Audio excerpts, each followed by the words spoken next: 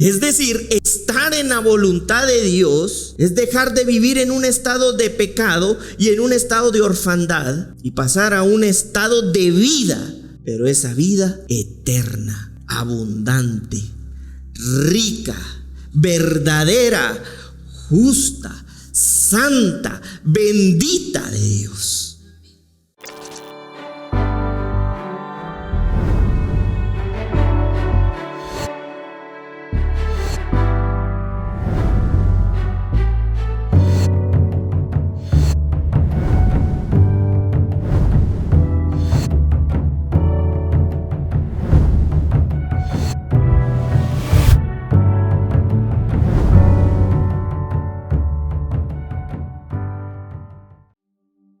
El día de hoy vamos a seguir aprendiendo sobre los pasos en una nueva realidad, pero hoy específicamente sobre su voluntad, sobre cómo su voluntad opera en nuestras vidas, ¿verdad? Cómo es que nosotros podemos avanzar en su propósito, en su voluntad, en su gracia, en su verdad y ser guiados por su Espíritu Santo. Amén.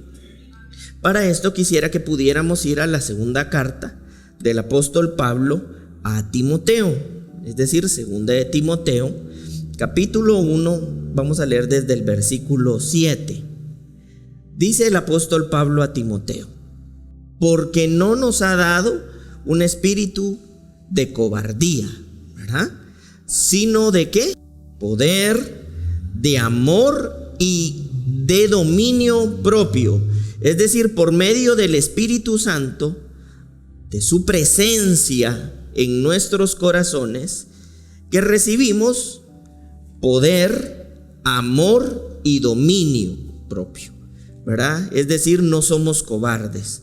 Por eso es que nosotros en Cristo Jesús cada día estamos menos tímidos y menos intimidados, ¿verdad? Estamos cada día más asociados a la imagen victoriosa de Cristo, ¿verdad? Y en esa imagen victoriosa de Jesucristo, su semejanza, es que nosotros hemos sido constituidos, formados, llamados, ¿verdad? Incluso el apóstol Pablo aquí lo dice. Entonces en el versículo 8 dice: por tanto no te avergüences, porque no estamos tímidos ni intimidados a dar testimonio de lo que en Cristo somos, ¿verdad? Cuando tenemos duda de lo que en Cristo somos es que nos da pena cualquier cosa que tenga que ver con Él, ¿verdad? Y menos si se sabe menos mejor. Pero nosotros en realidad, porque no vivimos en un concepto religioso, sino en una realidad eterna, presente en Jesucristo, no nos avergonzamos, ¿verdad?, de dar testimonio de nuestro Señor, dice el apóstol Pablo. Ni de mí, preso suyo, dice. Estaba preso Pablo, ¿verdad? Sino participa, le dice, de las aflicciones por el evangelio según el poder ¿de quién? De Dios. Miren, esto es poderoso porque el apóstol Pablo le dice: no nos avergonzamos de dar testimonio. Y ahí quisiera hacer un paréntesis: nadie puede testificar algo que no ha vivido. Si lo testifica, tal vez podría ser más un chismecito, ¿verdad?, a un testimonio, porque si uno no estuvo, ¿cómo puede testificar? Porque alguien me dijo, que le contó, que alguien le hizo. Entonces a eso le conocemos más que testimonio, chisme, ¿verdad? Entonces el apóstol Pablo le está diciendo a Timoteo: nosotros damos testimonio. ¿Y por qué le está diciendo que damos testimonio? Porque entonces eran testigos del poder de Cristo, de la vida de Jesucristo, ¿verdad? Entonces le dice: no tengas vergüenza de alguna forma de mí, preso suyo. No dice preso de Nerón o de quien estuviera en gobierno, sino de Jesucristo. Sino participa de las aflicciones. Miren, participa de las aflicciones. ¿Seremos afligidos? Sí. En este mundo, dijo Jesús, ¿qué dijo? Tendréis aflicciones. ¿Qué vamos a tener en este mundo? Entonces, ¿por qué nos sorprendemos cuando somos afligidos? Si eso está garantizado, ustedes. La diferencia es que no lo vivimos según el poder de nosotros. Lo vivimos, dice el apóstol Pablo, según el poder de Dios. Y el apóstol Pablo escribió esta carta acostado con una coca bien fría. No, desde la cárcel. O sea, en un estado de aflicción. Pero ustedes notan que el apóstol Pablo esté afligido. No, por lo menos en su carta no se ve. Es posible que lo esté, porque le está diciendo participa de esta misma aflicción. Pero no está escribiendo como una víctima de quien lo tiene preso, sino como un preso de la voluntad de Jesucristo. Entonces él dice, y no nos avergonzamos, porque actuamos en medio de estas situaciones y de este mundo según el poder de Dios. ¿Cuál es el poder que opera en los hijos de Dios? El poder de Cristo, el poder de Dios. Por eso no nos avergonzamos, y previamente le dice, ¿verdad?, que nosotros no hemos recibido un espíritu de cobardía en ese contexto en el que está preso, sino de poder. ¿Y qué decía el apóstol Pablo acerca de esto? Y está relacionado con esto que dice el apóstol Pablo en el versículo 8, que dice el apóstol Pedro, es que recibimos el poder mediante el conocer. O sea, por eso el apóstol Pablo habla de testimonio, ¿verdad? Entonces hemos recibido el evangelio del poder de Dios. Y miren lo que dice el versículo 9: quien nos salvó y llamó. ¿Cómo nos llamó? Con llamamiento santo, no conforme a nuestras obras, sino según el ¿qué? Propósito suyo. ¿El propósito de quién? De Dios, ¿verdad? Y la gracia que nos fue dada en Cristo Jesús antes de los tiempos de los siglos. Es decir, que el poder que hemos recibido en Dios existe antes de que existiera todo. Toda la creación visible ya existía, pero dentro de Dios. Entonces todo lo que estaba dentro de Dios después es manifestado, es visible. De tal modo, dice el apóstol Pablo, que nadie tenga excusa. Por las mismas cosas visibles se puede ver de que existe Dios, ¿verdad? Para eso ni siquiera se requiere revelación, solo ver, ¿verdad? Ahora bien, vamos a hacerle una pausa a esto y después lo voy a venir a explicar. Para eso es que yo necesito que vayamos a la carta a los Romanos, capítulo 7, versículo 7. Dice, ¿qué diremos pues? ¿La ley es pecado? En ninguna manera. Pero yo no conocía el pecado sino por la ley, porque tampoco conocería la codicia si la ley no lo dijera. No codiciarás. Es decir, y aquí quiero hacer un paréntesis, nosotros vivimos en una nueva realidad espiritual, ¿verdad? Esta nueva realidad espiritual nos permite a nosotros poder vivir en una dimensión espiritual. En este momento el apóstol Pablo está diciendo que el pecado no era el resultado de que la ley existiera. La ley solamente mostraba la condición de pecado, ¿verdad? Es decir, la ley era la mala. En ninguna manera, dice. ¿En dónde estaba entonces la maldad? En el corazón del hombre, ¿verdad? Y esto es importante que lo tengamos en cuenta, porque vamos a darnos cuenta que a lo largo del tiempo el anhelo de Dios es darse a conocer. Nosotros podemos ver desde el Génesis, por ejemplo, cuando Dios descendía, su espíritu descendía, era para estar cerca de su creación, ¿verdad? O sea, Él descendía para estar cerca de su creación. Incluso la escritura nos narra que en el Edén habían dos árboles, el del bien y del mal y el árbol de la vida, ¿verdad? Y ese árbol de la vida representaba ¿a quién? A Jesucristo.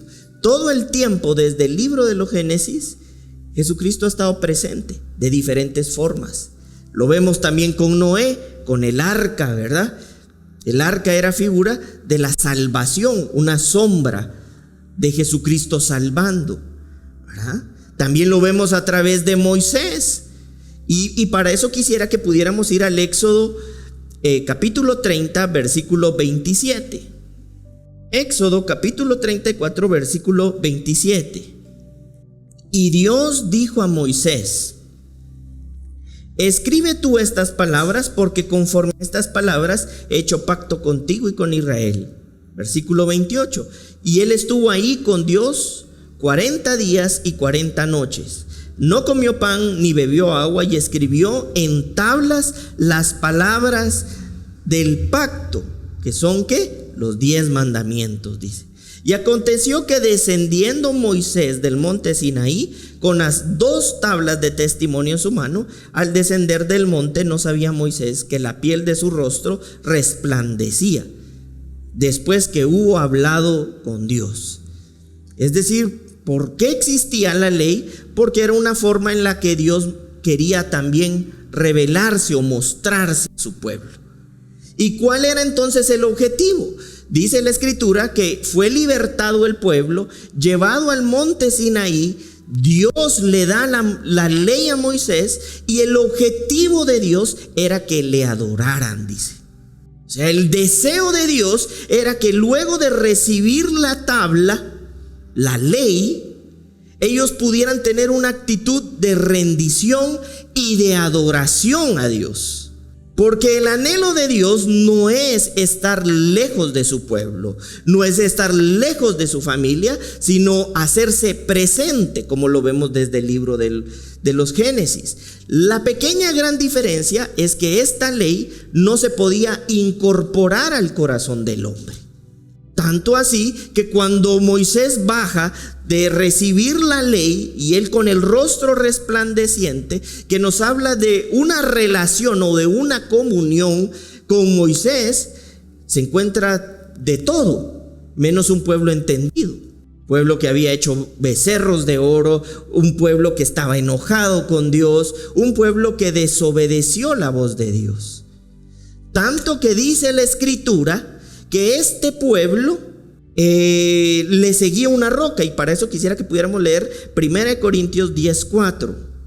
Vamos a leer, para que se den cuenta que todo lo que estamos diciendo está en la Escritura. En 1 Corintios 10:4 dice: y bebieron este pueblo, estando en el desierto, la misma bebida espiritual, porque bebían de la roca espiritual que lo seguía.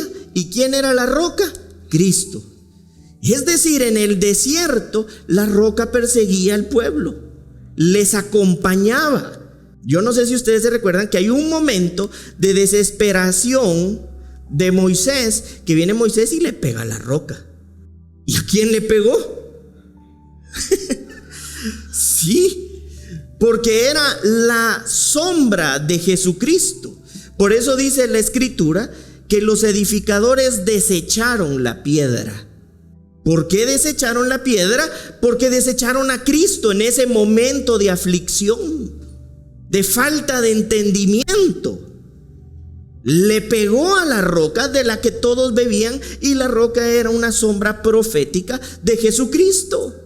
Entonces esto nos deja a nosotros claro que el deseo de Dios desde la creación de la humanidad, ¿cuál es? Estar cerca.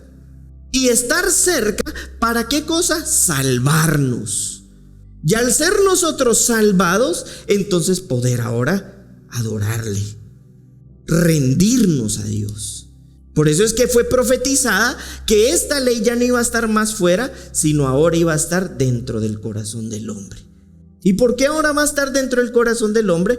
Porque estando dentro de nosotros, ahora podemos rendirnos voluntaria y entendidamente a la voluntad de Dios, porque ya no está fuera de nosotros. ¿En dónde está ahora? En nuestros corazones. Entonces vamos a lo que decía el apóstol Pablo en Romanos 7:7. ¿La ley era mala? No. ¿Cuál era la condición que hacía aparente mala, que pareciera mala la ley? El hombre. Pero para que esa condición cambiara, el hombre necesitaba ser ¿qué? Salvo.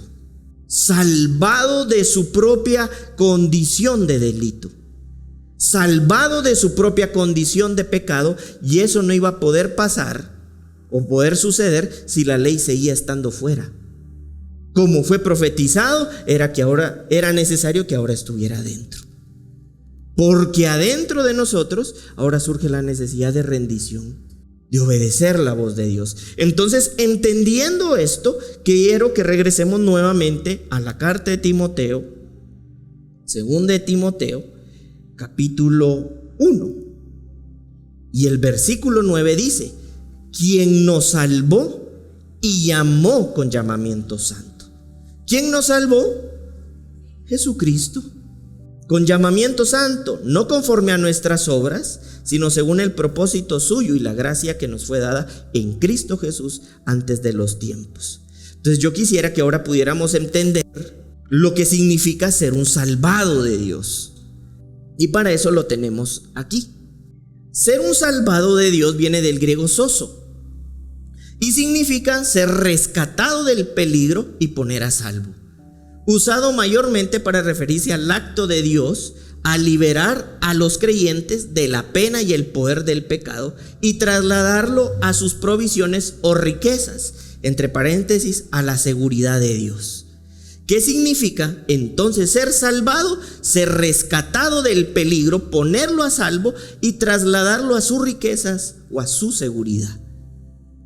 Entonces lo que el apóstol Pablo le estaba diciendo a Timoteo es: quien nos rescató y quien nos trasladó por su poder y nos libró de la condena de pecado y nos ubicó en sus riquezas espirituales para estar seguros.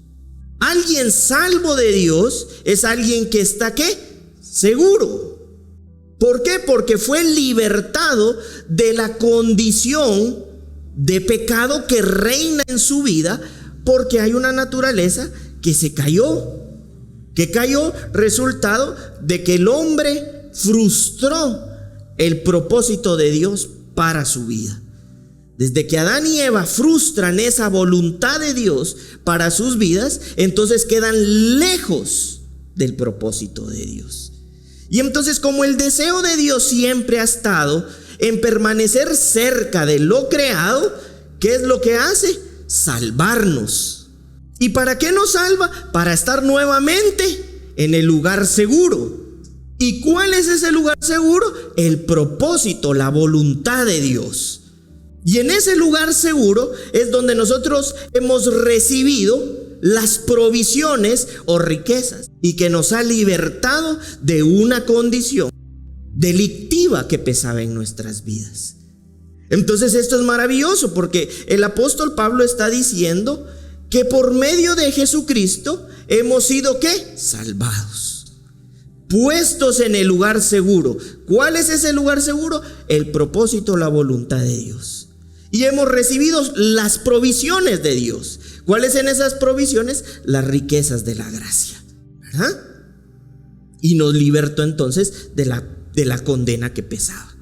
Por eso es que delante de la ley el hombre siempre se veía y estaba mal, porque el carácter de Dios santo y perfecto estaba ahí.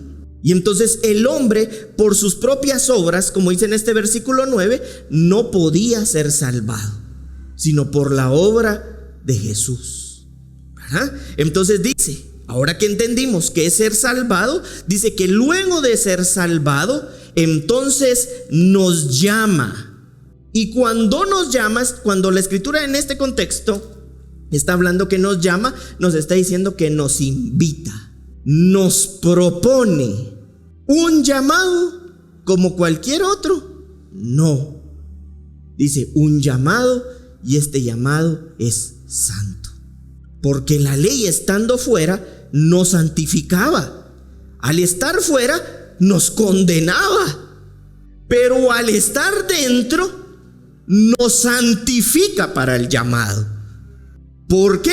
Porque nos ha salvado Dios por medio de su Hijo. Nos ha puesto en el lugar seguro de su voluntad, para entonces ahora ser invitado a este llamamiento que tiene por característica ser ¿qué? Santo. Quiere decir que bajo esta realidad presente espiritual, en donde el Espíritu Santo está derramado en nuestras vidas y donde por medio de Jesucristo, en su gracia, establece las leyes ahora en nuestro corazón, podemos ser llamados a este llamado santo. ¿Por qué? Porque hemos sido salvados.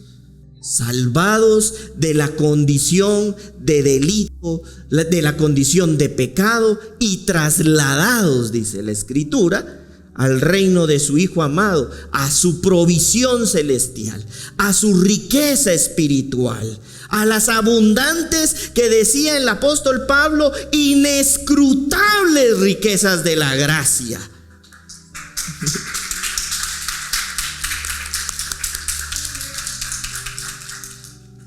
Y bajo ese entendimiento es que entonces el apóstol Pablo está diciendo, por eso nosotros no somos más cobardes, ¿verdad? Por eso nosotros ya no nos avergonzamos de dar de testimonio, porque no estamos en una religión más, estamos en una realidad presente del Espíritu Santo, por medio del que podemos dar testimonio de nuestro Señor, y que participamos en las aflicciones según el poder que hemos recibido de Dios. Es decir, estar en la voluntad de Dios es dejar de vivir en un estado de pecado y en un estado de orfandad y pasar a un estado de vida, pero esa vida eterna, abundante, rica, verdadera, justa, santa, bendita de Dios. Entonces hemos sido salvados. Y la pregunta es, ¿cuántos salvos por medio de Cristo Jesús sabemos en este lugar? Somos salvos por la gracia de Jesucristo. Ni podríamos decir, no, a mí me las tomó en cuenta porque yo era bien bueno. Entonces, si te toma en cuenta las muy buenas, seguramente te va a contar las muy malas. Entonces no puede ser por las obras propias. Es la obra perfecta de Jesucristo en la cruz. Y por eso nosotros necesitamos que ese sacrificio de Jesucristo en la cruz sea mostrado, dado a conocer, revelado a nuestro corazón, para que demos testimonio del poder de Dios en medio incluso de cualquier aflicción, porque actúa en nosotros según la aflicción, no, según el poder. ¿Y de quién es ese poder? Dice la Escritura, de Dios. Salvos por la gracia de Dios, llamados por la gracia de Dios, y aún llamado santo. La pregunta es, ¿cuántos vamos a abrazar la propuesta de esta invitación?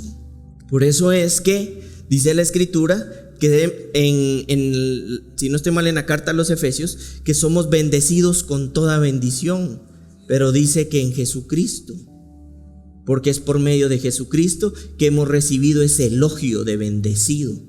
Pero no solo es para que seamos elogiados en Jesucristo, sino para que estemos consagrados al llamado santo de Dios. Muy bien, entonces ahora vamos a ver lo que dice la segunda carta a los Corintios, capítulo 3, versículo 3. Miren, y aquí está lo que les decía.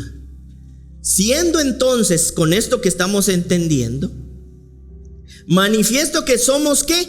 ¿Carta de quién? De Cristo. Eres una carta de Jesucristo, sellada por su propio Espíritu Santo, expedida por nosotros, escrita no con tinta, porque la tinta se borra, ¿verdad? Sino con el Espíritu del Dios, ¿qué? Vivo. Es una realidad en el Espíritu, que estamos en el Dios, en el Espíritu del Dios vivo. ¿Estás en un Dios muerto? No, estás en el Espíritu de un Dios vivo. Porque la naturaleza de Dios es esa. estar y permanecer desde antes de la fundación del mundo en la condición que Él tiene. ¿Y cuál es la condición que Él tiene? Estar vivo. Entonces dice, sino con el Espíritu del Dios vivo. Amamos, adoramos, servimos y glorificamos a un Dios vivo. No en tablas de piedra, dice, sino ¿en dónde? En las tablas de carne. ¿Y cuáles son esas tablas de carne? El corazón. Es decir, que cuando esto en nuestras vidas se convierte en una experiencia viva, rendirnos, que era el deseo de Dios para con su pueblo cuando les mostró las tablas de su corazón y le adoraran, ahora para nosotros es una realidad. Pastor, es que a mí me cuesta. Sí, seguramente, pero tú actúas según el poder de Dios, no según el de tus fuerzas.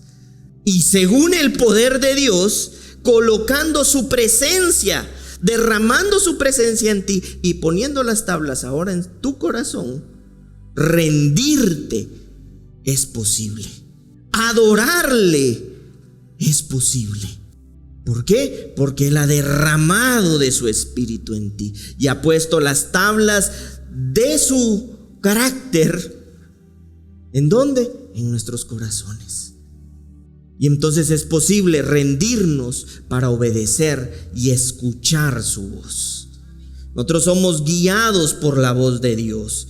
Y esto es parte de lo que nos enseña inclusive Romanos, la carta a los Romanos, si no estoy mal, 8:14. Porque dice entonces, entendiendo que Dios ha puesto sus tablas, su carácter en nosotros, que entonces los hijos de Dios son los que son ¿qué? Guiados por el Espíritu de Dios. ¿Por qué? Porque ahora es posible obedecer la voz de Dios. Y con el Espíritu derramado en nosotros, entonces nos dio también la fe, que es parte de su riqueza. Y con esa fe, la capacidad de administrar las riquezas que hemos recibido. Y por eso dice la Escritura, y es necesario que el administrador de esta riqueza espiritual sea hallado como fiel a lo que ha sido llamado y salvado. Ay, pastor, es que yo la verdad no quiero obedecerla. Entonces no es un tema de posibilidad o de capacidad, sino de voluntad. Y no estás utilizando fielmente la riqueza que Dios te ha dado. Porque los administradores es necesario que sean hallados ¿qué? Fieles. Yo escribía acá, la voluntad no existe sin algo querido. Y por eso dice la Escritura que nosotros, para amarlo, previamente hemos sido ¿qué? Amados.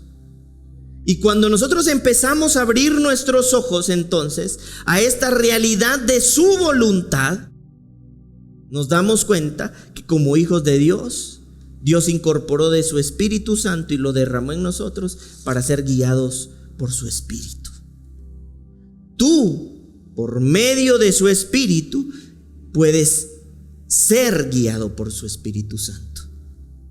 Porque ya no es según el poder tuyo, sino el poder de Dios que te salvó.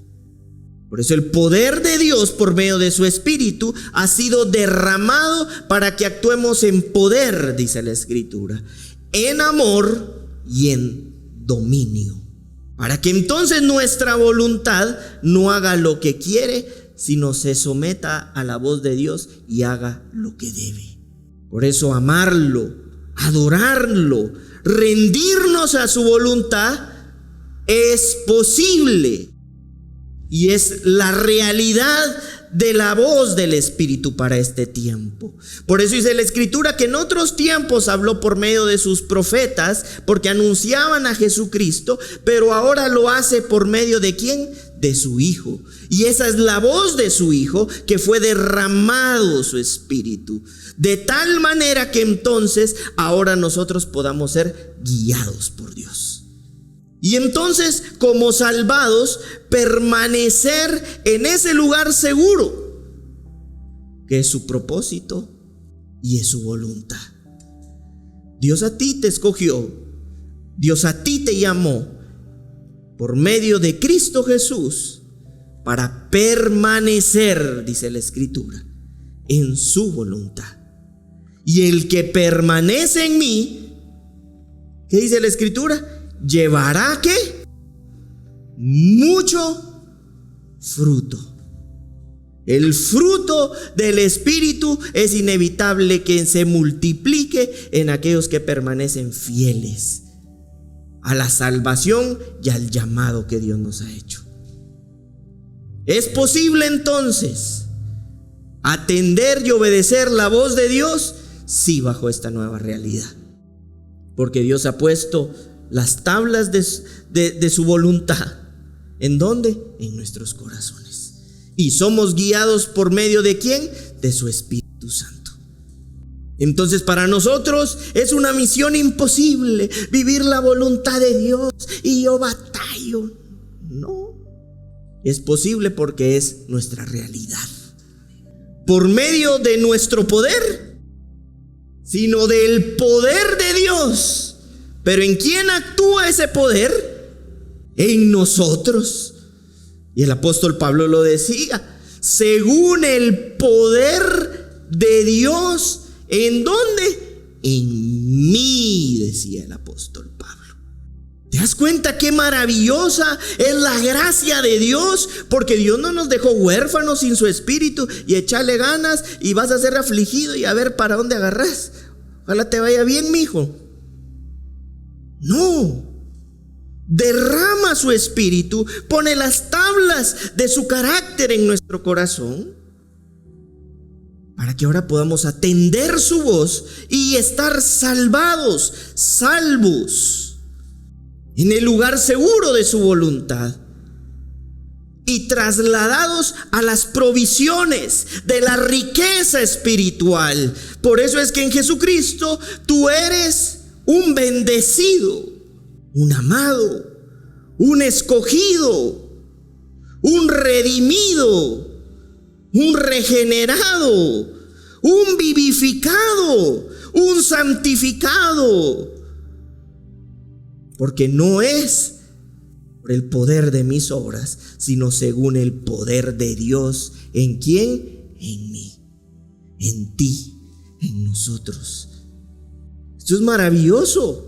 Esto es poderoso. Pastor, es que yo nunca he podido avanzar. ¿Por qué seguís avanzando según el poder tuyo? Con tus propios criterios y tus propias opiniones. Pero deja que sea el poder de Dios en ti. Serás como un tiburón en el agua, no un guppy. Porque no es según nuestra voluntad, sino según la voluntad de ¿quién? De Dios. ¿Por medio de quién? Jesucristo. Entonces, ¿cuál es el poder que actúa en nosotros? El de Dios. ¿Y cómo puede actuar el poder de Dios? Únicamente como actúa Dios. Gloriosa, poderosamente, enriquecidamente, desmedidamente. ¿Pero para qué? Para realizar su ¿qué? Voluntad. Para eso recibimos la autoridad de Dios, porque la autoridad es la capacidad de actuar en una jurisdicción. Por ejemplo, aquí viene un policía y aquí probablemente tenga autoridad, pero si con esa misma placa y ese mismo uniforme se va a Costa Rica, es probable que le diga, mire aquí, que venga vestido así, pero aquí no tiene autoridad, porque se salió de su jurisdicción. Entonces, para nosotros actuar en el poder de Dios, debemos mantenernos según su propósito y según su voluntad, porque es ahí donde tenemos la jurisdicción de su poder. Por eso dice Romanos 8:28, que a los que están hechos conforme al propósito al que han sido llamados, todas las cosas les ayudan a bien. ¿Por qué? Porque están dentro de la jurisdicción de Dios, no fuera. Entonces, cuando acontezca aflicción de Dios a tu vida, si tú estás dentro de la jurisdicción de Dios, prepárate, porque seguramente te va a ayudar a bien. Porque es según su ¿qué? Propósito en el que estamos llamados. Por eso nuestra ocupación, ¿cuál debería ser? Mantenernos en el lugar de su provisión, de su riqueza, de su voluntad. Porque entonces ahí y solo ahí el poder de Dios va a actuar de tal forma que todas las cosas operen para un avance mayor. Y por eso nosotros no nos avergonzamos de dar testimonio y ser testigos de la vida gloriosa, poderosa y abundante y eterna de Jesucristo, aún en medio de la aflicción. Porque aunque no tengas nada, en Jesucristo tú lo tienes todo. ¿Te das cuenta cómo opera y transforma esto la vida de aquellos en quienes Dios derrama de su espíritu, su realidad a la realidad de Dios? Claro, no soy un bendecido porque ahorita me está faltando para... No, es que aunque no tengas nada, en Jesucristo tú lo posees todo. Y esa realidad es la que gobierna. Y esa realidad es la que permanece. Y si el administrador es fiel en esa riqueza espiritual, Dios no tiene ningún empacho en proveer lo que según su propósito necesita ser provisto para que su voluntad avance. ¿Te das cuenta que es maravilloso estar en esta realidad, en su voluntad? Es abundante como todo lo que Dios hace. Y quisiera que pudiéramos ver un caso de estos, el caso del hijo pródigo. En Lucas capítulo 15, versículo 11, dice que había un hombre que tenía ¿cuántos hijos? 2. Y el menor de ellos le dijo a su padre: Padre, dame la parte de los bienes que me corresponde. Y le repartió los bienes. ¿Qué pidió? Su herencia. Agarró su herencia, representación de riqueza espiritual. Y dice que hizo. No muchos días después, juntándolo todo, ese hijo que pidió la herencia se fue lejos a una provincia apartada. Y ahí, ¿qué hizo? Desperdició sus bienes, su riqueza, viviendo como perdidamente. Cuando no alcanzamos madurez, recibimos la riqueza espiritual y nos vamos, y lo único que hacemos es desperdiciarla toda. Versículo 14: y cuando todo lo hubo malgastado, vino un hambre en aquella provincia y comenzó a faltarle, ¿verdad? Y fue y se arrimó a uno de los ciudadanos de aquella tierra, el cual le envió a su hacienda para que apacentase cerdos. Y deseaba llenar su vientre de las algarrobas que comían los cerdos, pero nadie le daba. O sea, estaba más valioso el cerdo, pues, que el cerdo sí engorde. Y volviendo en sí, dijo: ¿cuántos trabajadores en la casa de mi padre tienen abundancia de pan? Y yo aquí perezco de hambre. Tan evidente es que ni siquiera la comida de los cerdos podía comer. Me levantaré e iré a mi padre y le diré: Padre, he pecado contra el cielo y contra ti. Ya no soy digno de ser llamado tu hijo. Hazme como a uno de tus trabajadores. Y levantándose vino a su padre, y cuando aún estaba lejos, lo vio su padre, y fue movido a misericordia, y corrió y se echó en su cuello y le besó. Y el hijo le dijo: Padre, he pecado contra el cielo y contra ti, ya no soy digno de ser llamado tu hijo. Pero el padre dijo a sus siervos: Sacad el mejor vestido y vestidle, y ponedle el anillo en su mano y calzado en sus pies, y traed el becerro gorro y matadlo, y comamos y hagamos fiesta. Porque este es mi hijo que muerto era y ha revivido, se había perdido y es hallado. Y comenzaron a regocijarse. ¿En qué momento el hijo vuelve a la casa del padre? En el momento en el que el hijo aparentemente muerto. Y cuando regresa a la casa del padre es que el hijo cobra vida. Así dice aquí la escritura. En otras palabras, esto nos enseña que la única forma en la que nosotros llegamos al Padre es por medio de estar muertos en Jesucristo. porque estando muertos es como resucitamos al Padre. Y entonces miren lo que dice el versículo 25. Y su hijo mayor estaba en el campo, y cuando vino y llegó cerca de la casa, oyó la música y las danzas. Y llamando a uno de los criados le preguntó que qué era ese ruido, ¿verdad? Y le dijo: tu hermano ha venido y tu padre ha hecho matar al becerro gordo por haberle recibido bueno y sano. Entonces se enojó y no quería entrar. Salió por tanto su padre y le rogaba que entrase. Mas él respondiendo le dijo al padre: aquí tantos años te sirvo, el hijo que estaba en la casa, no habiéndote desobedecido jamás, y nunca me has dado mi cabrito para gozarme con mis amigos. Pero cuando vino tu hijo, que ha consumido toda su herencia, con rameras has hecho matar para él el becerro gordo. Versículo 31, él entonces le dijo: hijo, tú siempre estás ¿cómo? Conmigo, y todas mis cosas que son tuyas. Versículo 32, mas era necesario hacer fiesta y regocijarnos, porque tu hermano era muerto y ha revivido, se había perdido y es hallado. Esto primero nos hace saber algo: que en la voluntad de Dios, como hijos, siempre tenemos la oportunidad de regresar al Padre, ¿verdad? Segundo, es evidente que tanto en el hijo que se llevó la herencia como el hijo que estaba en casa había un estado de inmadurez. Uno pidió su herencia, se lo malgastó todo, y el otro, estando en la casa espiritual de Dios, no sabía cuál era la voluntad de su padre, y entonces le reclama a Dios. Muchas veces así pasa, ¿verdad? Estamos en la voluntad de Dios, pero no conocemos cuál es su voluntad, y entonces se nos va el tiempo en reclamarle. ¿Pero por qué pasa este tipo de cosas? Porque simple y sencillamente no hemos permitido que la palabra de Dios y la vida espiritual produzcan en nosotros madurez.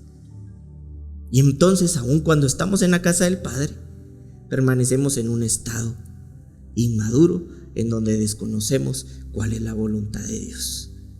Hay un versículo que a mí toda la vida, yo no sé si a ustedes les pasó, tal vez sí, que quisiera que pudiéramos leer en Mateo 7, versículo 21. Y miren lo que dice aquí: no todo el que me dice Señor, Señor. Yo no sé si este versículo les ha resonado en algún momento de sus vidas. ¿Y cómo? ¡Ay Dios, qué malo! Que así decimos, no decimos que malo uno. Ese versículo 21: no todo el que me dice Señor, Señor entrará en el reino de los cielos, sino ¿quién? El que hace la voluntad de mi Padre que está ¿en dónde? En los cielos. Muchos me dirán, dice, en aquel día: Señor, Señor, no profetizamos en tu nombre, y en tu nombre echamos fuera demonios, y en tu nombre hicimos muchos milagros. Y entonces les declararé: nunca os conocí, apartaos de mí, hacedores de maldad. En el versículo 23 creo yo que está la respuesta de todo. Y entonces les declararé: nunca los conocí, apartaos de mí, hacedores de maldad. La pregunta es: ¿cómo se hicieron tanto? En nombre del Señor, Dios no les conoce. Y creo que la respuesta es que Dios a ninguno nos conoce si no es por medio de Jesucristo. Y entonces solo si es por medio de Jesucristo es que estamos en la labor de realizar su voluntad. Porque la respuesta aquí de Jesús es: yo a ustedes no los conozco, al que conozco es a Jesús, mi Hijo amado, en quien tengo complacencia. El hecho que ustedes me hayan mencionado, en otras palabras, no necesariamente es que nos conozcamos, porque yo solamente te conozco por medio de Jesucristo. No se trata de que vivamos como Jesús, sino de que Jesucristo viva su vida a través de nosotros. Y si Jesucristo vive su vida a través de nosotros, entonces nosotros vamos a estar en función ¿de qué? de su voluntad. ¿O no? Porque no estamos intentando ser como Jesús. Estamos permitiendo que sea Jesucristo el que viva a través de ¿quién? De nosotros. Que viva su vida a través de nosotros. Poderoso, ¿verdad? Miren lo que dice Efesios 2:10, y ahí cobra entonces sentido lo que el apóstol Pablo en su momento decía. Porque entonces somos hechura suya, creados ¿en quién? En Cristo Jesús. ¿Para qué cosas? Buenas obras, las cuales Dios preparó de antemano para que anduviésemos ¿en quién? En ellas. ¿Y cuáles son estas obras? Las obras de Jesucristo. Él viviendo su vida a través de nosotros. Porque estas son las obras que ya estaban preparadas. Obras de justicia, obras de verdad, obras de la gracia de Dios, obras de la vida de Dios. ¿A través de quién? De nosotros. Por eso es que el apóstol Pablo en Gálatas 2:20 dice, ¿qué dice el apóstol Pablo? Ya no vivo, sino ahora Él vive su vida a través de mí. ¿Te das cuenta? Esto explota de verdad el corazón y los pensamientos en mil pedazos. Porque ya no es tratando de ser como Jesús, sino Jesús viviendo su vida, su voluntad y su propósito en mí, en ti, en nosotros. Y por eso es que hay un momento en donde a Jesús le preguntan, mira, allá está tu hermana, allá está tu hermano, perdón, y está tu mamá allá afuera. Y en Mateo 12:50 Jesús da una respuesta y dice, porque todo aquel que hace la voluntad de mi Padre, ese es mi hermano y hermana y madre. Y la pregunta es, ¿por qué dijo esto Jesús? Porque la única forma de que alguien viva su voluntad es que sea Jesucristo viviendo su vida a través de nosotros. Entonces eso es lo que reconoce Dios como familiar, como parte de Él.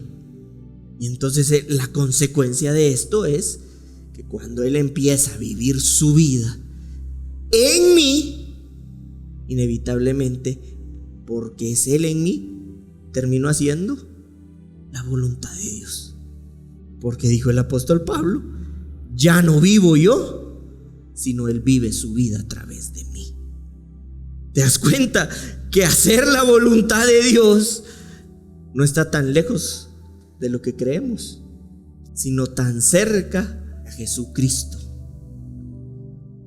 derramado por medio de su Espíritu Santo, viviendo su vida en mí? ¿Y sabes qué va a provocar esto? Que seamos altamente eficaces, productivos en nuestras familias, en todo entorno, porque Jesucristo no es escaso. Se van a acabar muchas batallas de ego, porque Jesucristo es humilde. Se va a acabar mucho detenimiento, porque Jesucristo en todo lo que hace es abundante. Ya no vivo yo. Por eso mi hijo muerto era, pero en la casa del Padre está resucitado. ¿Y qué dijo Jesús? Yo soy el camino, la verdad y la vida, y nadie llega al Padre. ¿Por qué estamos en la casa del Padre? Por Jesús. Él es el camino, la verdad y la vida. ¿Y a quién reconoce entonces Dios? A su Hijo amado. Cuando te ve a ti, pero viéndote a ti, ve a Jesucristo. Te conozco, porque Jesucristo quien Él se complace, pues. Por eso el padre, el padre que recibe a sus hijos en Lucas, cuando lo vio se regocijó, lo besó, lo abrazó. Es el hijo en el que se complace. Poderoso, ¿verdad? Y entonces por eso Dios incorporó las tablas a nuestro corazón, para que nos podamos rendir y ser obedientes a su voz, porque es posible. Y esa es parte de estos pasos en esta nueva vida y en esta nueva realidad espiritual. El Espíritu Santo derramado en nosotros y el Espíritu Santo con todos nosotros y entre nosotros, reinando por siempre y para siempre Jesucristo en su pueblo, en su familia, en los salvados y en los escogidos. La invitación es a que por medio de Jesucristo recibamos y abracemos el llamado santo, porque es por medio de esa santidad de Jesucristo que Dios nos reconoce. Amén.